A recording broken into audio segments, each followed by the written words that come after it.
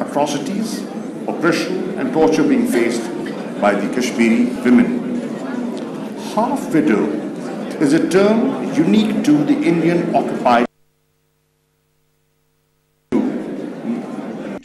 Married Kashmiri women whose husbands have disappeared and remain missing, their fates unknown. Sexual humiliation and rape remain a favored tool at the hands of the occupation forces. What happened in the villages of Kunan and Poshpura on the cold February 1991 is still alive in the minds and memories of people.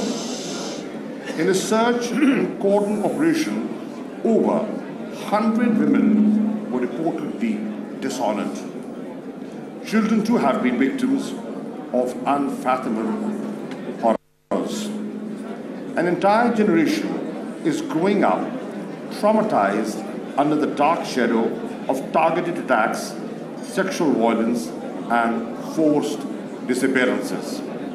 In November 2018, Heba, 20-month-old girl from Sufyan in Indian-occupied Jammu and Kashmir, was hit by pellets.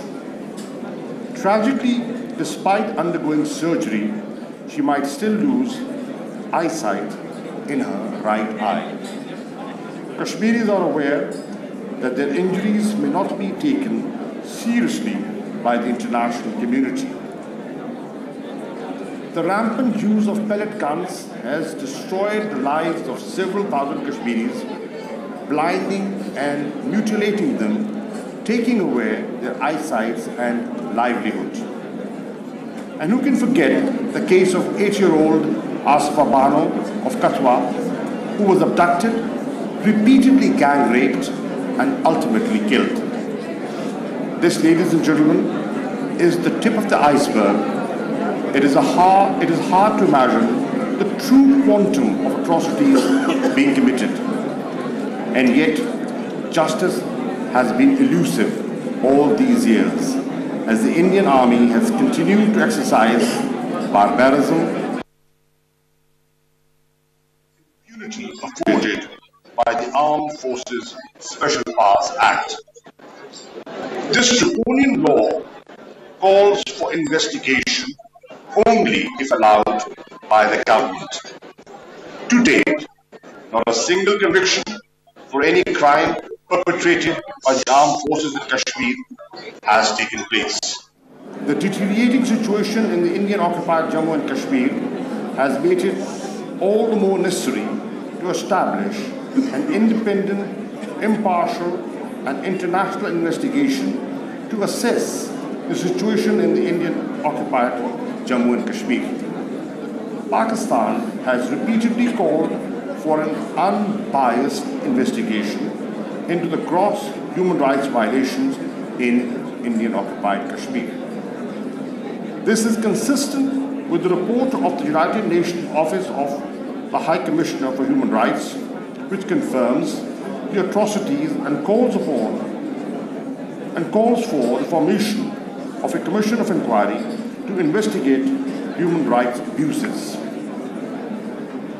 The OHCHR report on Jammu and Kashmir corroborates the observation of the report of OIC Independent Permanent Human Rights Commission, which also impressed upon the Indian government to provide access to its fact-finding mission. UK All Parties Parliamentary Kashmir Group, in its report on Jammu and Kashmir, has called on the Indian government to undertake a series of measures, including initiating a comprehensive public investigation into the identities of bodies in unmarked graves. Blanket refusal to legitimate scrutiny only raises questions. What is the government of India trying to hide from the international community? Ladies and gentlemen, these pictures and the stories they narrate warrant our consideration and compassion. They cry out for empathy and understanding. They beacon our collective conscience to raise our voices and combine our efforts. They call him short for justice.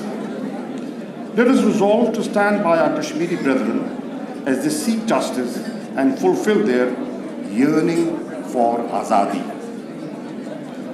Let us lend them our strength. Let us add our voices to theirs. I thank you, and thank you, Ram.